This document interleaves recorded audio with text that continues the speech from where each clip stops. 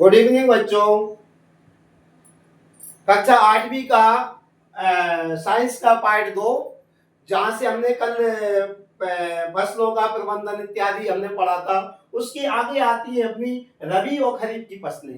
सभी बच्चे pen copy लेके बैठ जाएं और आगे लिखेंगे, जितना हम नोट डाउन करवाते जाएं। एक छोटा सा आंसर है और इसको हम जल्दी से जल्दी समाप्त करने की कोशिश करेंगे। तो रबी की फसलें और खरीफ की फसलें क्या होती हैं, पहले हम इनके बारे में चर्चा करेंगे। वैसे फसलें तीन तरह की होती हैं। रबी की फसलें हमने कल बताया था पिछले वीडियो में, रबी की फसलें, खरीफ की फसलें और जायद की फसलें। लेकिन आपके लिए इतने ही काफी है, रबी और खरीफ दो तरह की फसलें होती हैं। रबी की फसलें क्या होती हैं और खरीफ की फसलें क्या होती हैं, आप इनको ध्यानपूर्वक सुनिए। जो फसलें अक्टूबर नवंबर में बोई जाती हैं, उन फसलों को रबी की फसलें कहते हैं, और जो फसलें जून जुलाई में बोई जाती हैं उनको खरीफ की फसलें रहते हैं। सभी बच्चे कॉपी पेन निकाल लें और मैं इस बोर्ड पे नोट डाउन कर रहा हूं, लिख रहा हूं, आप भी अपनी कॉपी में लिखते रहिए। तो पहला पॉइंट आप लिखिए बच्चों, रबी की फसलों में यह फसलें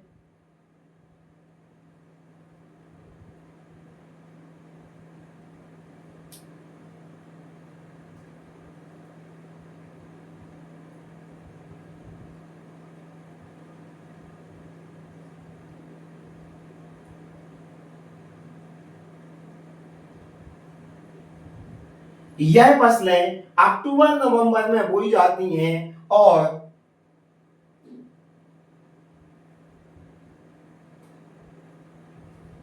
मार्च अप्रैल में काटी जाती हैं। काटी जाती है मतलब इनकी कटाई करते हैं। ये पॉइंट नंबर 1 हो जाएगा। रबी की फसलें अक्टूबर नवंबर में बोई जाती हैं और मार्च अप्रैल में इनको काटा जाता है बच्चों। खरीफ की फसलों में हम पॉइंट नंबर 1 लिखेंगे। खरीफ की फसलें वर्षा ऋतु के प्रारंभ में बोई जाती हैं।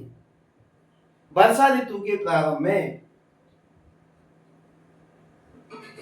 खरीफ की फसलें वर्षा ऋतु के प्रारंभ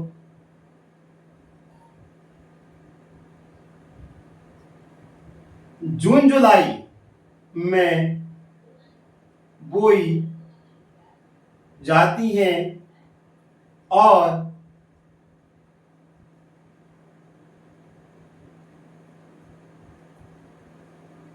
अक्टूबर नवंबर में काटी जाती हैं। काटी या उखाड़ी जाती है, क्योंकि कुछ इसमें फसलें ऐसी होती हैं इनको काटते नहीं उखाड़ते हैं, आगे अभी पढ़ेंगे हम बच्चों। तो पहला पॉइंट हो गया, यह फसलें अक्टूबर नवंबर में बोई जाती हैं और मार्च अप्रैल में इनको काटते हैं। और खरीफ की जो फसलें होती हैं वो फसलें वर्षा ऋतु के प्रारंभ जून जुलाई में बोई जाती हैं और अक्टूबर नवंबर में उनको काटा जाता है या उखाड़ा जाता है। ठीक है बच्चों, आगे लिखेंगे या लिख नहीं पा रहे हैं तो आप सुन लें, अब लास्ट में स्क्रीनशॉट इस पे वीडियो का आप ले सकते हैं।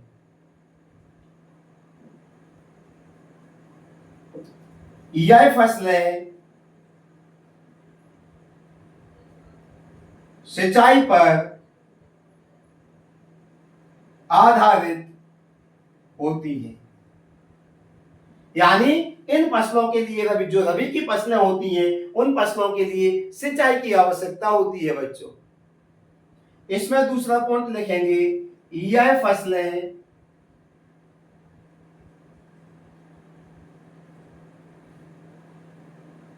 वर्षा ऋतु पर आधारित होती हैं।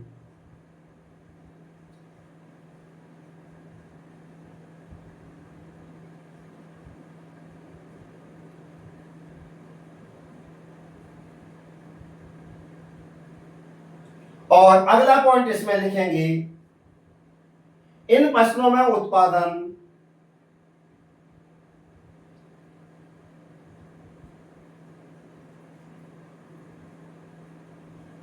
में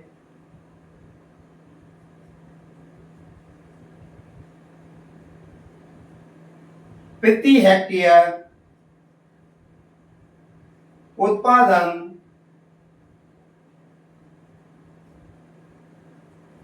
अधिक होता है। अभी बच्चों सभी पॉइंटों को मैं एक एक करके समझाऊंगा। इन फसलों में प्रति हेक्टेयर उत्पादन अधिक होता है, और तीसरा नंबर इसका लिखेंगे, इन फसलों में प्रति हेक्टेयर उत्पादन कम होता है। मैं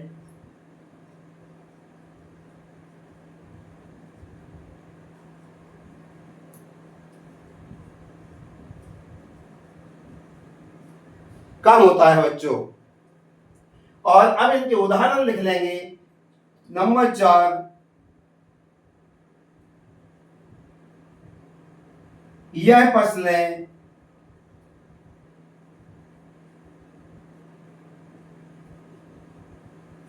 निम्न हैं, जैसे गेहूं, चना,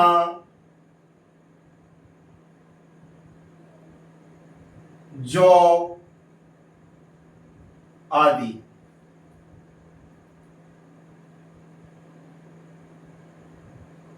और इसमें हम और कौन सी फसल लिख सकते हैं बच्चों? गेहूं के साथ में और कौन सी होती है? गेहूं के साथ में जितनी होती हैं वो लिखेंगे। एक दो उदाहरण पर्याप्त है। और अगला लिखेंगे, यह फसलें निम्न हैं, जैसे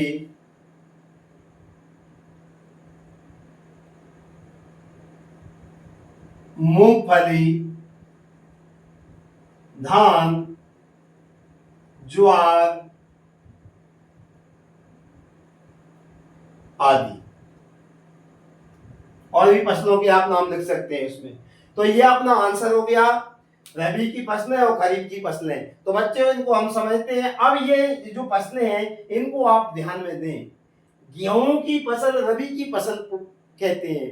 तो गेहूं का आपको सभी को पता है कि यह फसलें अक्टूबर नवंबर में बोई जाती हैं, और मार्च अप्रैल में गेहूं की कटाई होती है। जब हमारे पेपर चलते हैं, सभी बच्चे परीक्षाएं देने जाते हैं, तब क्या है, गेहूं की कटाई होती है। अब उससे पहले हो जाती है, सॉरी उससे पहले तो नहीं होती, क्योंकि अब बच्चों के पेपर जल्दी होने लगे हैं, लास्ट फरवरी में प्रारंभ हो जाते हैं, इसलिए मार्च में कटाई होती है रबी की फसलों की। और खरीफ की फसलें वर्षा ऋतु, यानी मूंगफली कब बोते हैं? वर्षा ऋतु प्रारंभ होने पे। ऐसा तो नहीं है कि पानी बरसा ही नहीं हमने मूंगफली बो दी, ऐसा नहीं होता बच्चों।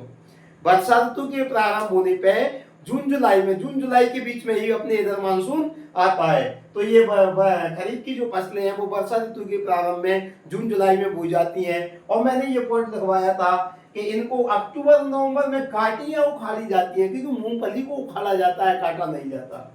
ठीक है, ये सभी जानते हैं। यह फसलें सिंचाई पर आधारित रहती हैं। जो अपनी गेहूं की फसल होती है बच्चों, उसमें हमें पानी देना पड़ता है, ट्यूबवेल या बोर या किसी कुएं से, नहर से हमें सिंचाई उसमें करना पड़ती है। लेकिन जो मूंगफली की फसल है उसके साथ में जितनी भी फसलें हैं ये सभी वर्षा ऋतु पे आधारित होती हैं, क्योंकि मूंगफली में हम ज्यादा पानी कहाँ तक देंगे, बहुत ज्यादा खर्च आएगा। तो ये सब मानसून और वर्षा पे आधारित होती हैं। इन फसलों में प्रति हेक्टेयर उत्पादन अधिक होता है। इस पॉइंट को आप समझे गुरुजी, ये समझ में नहीं आया, मैं बताता हूं बच्चों।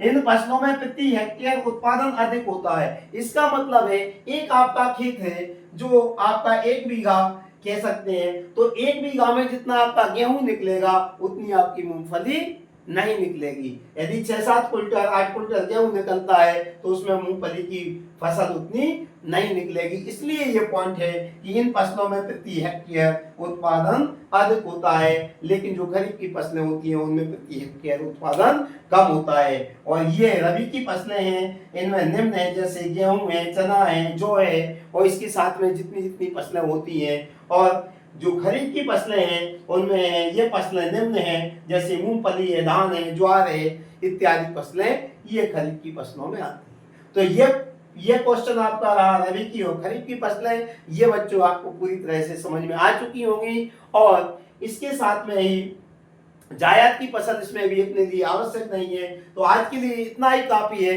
इसको आप याद करेंगे और जहां परेशानी होगी इसको बार बार देखेंगे। इसके बाद में यदि कोई दिक्कत होती है तो कभी चर्चा होती है तो फिर बताएंगे, वैसे हमें बताने की आवश्यकता नहीं पड़ेगी। तो इसको आप पढ़िए और बार बार इसको लिखिए। वैसे एक बार में ये आपको समझ में आ गया होगा, इतना हम विश्वास के साथ कह सकते हैं। सभी बच्चे होशियार हैं, इसको बार बार पढ़ें। जितने भी वीडियो हैं उनको बार बार देखें, जितना आपको टाइम मिलता है। आपको ज्यादा याद करने की आवश्यकता नहीं रहेगी। इसके ही साथ में आप खुश रहें, मुस्कुराते रहें और अपने दोस्तों और जितने भी आपके रिश्तेदारों में जो रिश्तेदारों के बच्चे हैं उनको आप इस चैनल के बारे में बताएं, जिससे वो घर बैठे ही अपनी अध्ययन अपनी स्टडी कर सकें और अच्छे से अच्छे मार्क से परीक्षा में उत्तीर्ण हो सकें। हमारा चैनल है गुरुकुल ज्ञान, इसकी लिंक हम आपको भेज देंगे। अपनी सभी जगह इसको शेयर कर दीजिए, आपकी तरह फैला दीजिए और अच्छी से अच्छी वीडियो हम आपको लाने की कोशिश करेंगे। तब तक के लिए बाय बाय।